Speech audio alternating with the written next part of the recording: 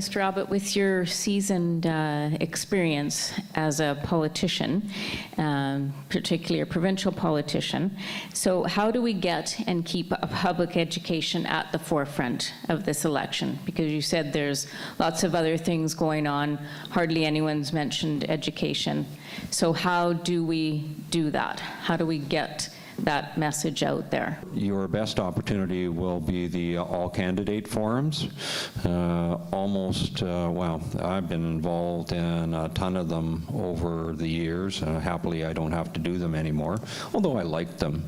You know, after you spend years and years getting up in question period to answer invariably embarrassing and perplexing questions, the all-candidate forum questions are pretty nice compared to some of the question period questions. So get out to the all-candidates forums and raise issues, raise questions about education.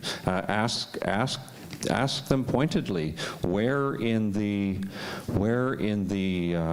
universe of issues with which you will have to contend after this 2017 election, where does education fit? Is it your highest priority? Is health your highest priority? Is children and families? Is eliminating tolls? I mean, I don't know how you frame the questions, and that's to you, but I think that's probably the best means of injecting that theme into the campaign.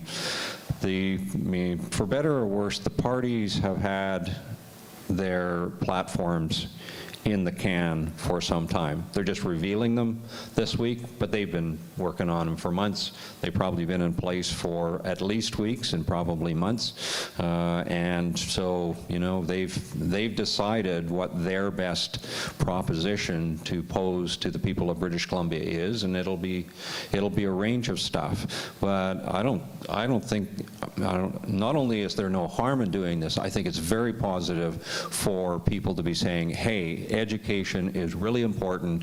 I want you to tell me what you're going to do for education. And I think it's a good thing to do. But others, I may be just not thinking about other opportunities during the campaign that exist beyond all candidates forums. Is there some that you'd suggest? Jen? Well, I wanted to sort of talk about perhaps what we need to focus on, because clearly the government, they say, you know, Mike de Jong mentioned it's the most important thing they do. They talk about it now as an investment, which we all believe that it is. But I think that we need to pitch it in a different way.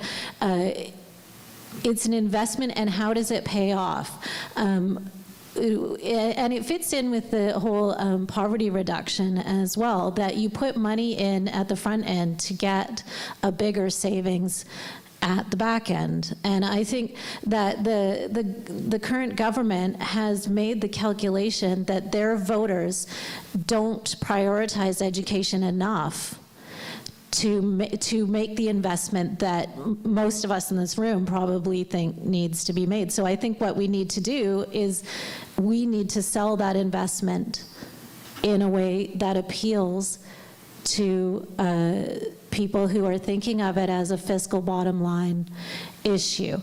And there are demonstrable fiscal benefits to investing in public education, especially early childhood education, but you end up with higher earners coming out of the system, so they pay more taxes. You have lower incarceration rates. Incarceration is incredibly expensive. You have fewer interactions with the justice system. All of these things eventually do save money for society in the long run, and also have the benefit of making our society better. So I think we need to find ways to make that pitch, and I would be open to ideas of how to do that. This is the time, we need to make education that vote-determining issue. And I'm a lot more optimistic. I think the recent polling and the conversation showing that education is resonating up there. The Liberal platform didn't have much in it. The Greens are out with their education platform as their education as their first piece.